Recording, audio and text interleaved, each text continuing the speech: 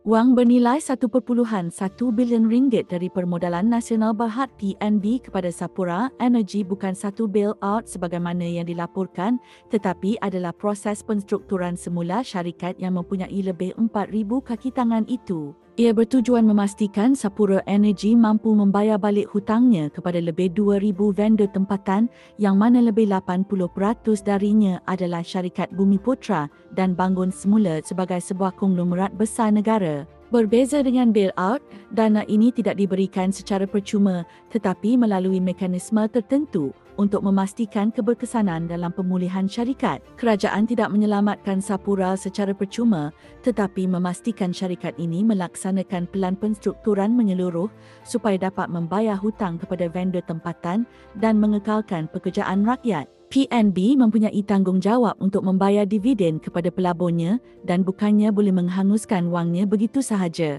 Oleh itu, wang ini perlu diperolehi balik oleh PNB dengan keuntungan untuk pelaburnya di masa depan selepas usaha ini selesai. Bantuan ini bertujuan untuk menyelamatkan ribuan vendor tempatan termasuk PKS yang menghadapi masalah akibat tunggakan pembayaran. Ia umpama tindakan yang diambil kerajaan untuk membantu Proton sebelum ini, sebelum sebahagian sahamnya diambil alih oleh Geely dari China. Kerajaan melalui PNB mengambil tindakan ini untuk memastikan lebih 2,000 vendor tempatan dan ribuan pekerja tidak terjejas. Jika Sapura gagal membayar vendor, kesannya akan merebak ke seluruh ekosistem perniagaan dan pekerjaan di Malaysia. Melalui penstrukturan semula ini, hampir kesemua pegawai kanan Sapura Energy termasuk Tan Sri Syahril Syamsuddin, CEO kumpulan, akan digantikan menerusi pelantikan baru. Sapura Energy adalah syarikat strategik dalam sektor minyak dan gas Malaysia. Jika ia gagal, kesan negatifnya bukan sahaja kepada syarikat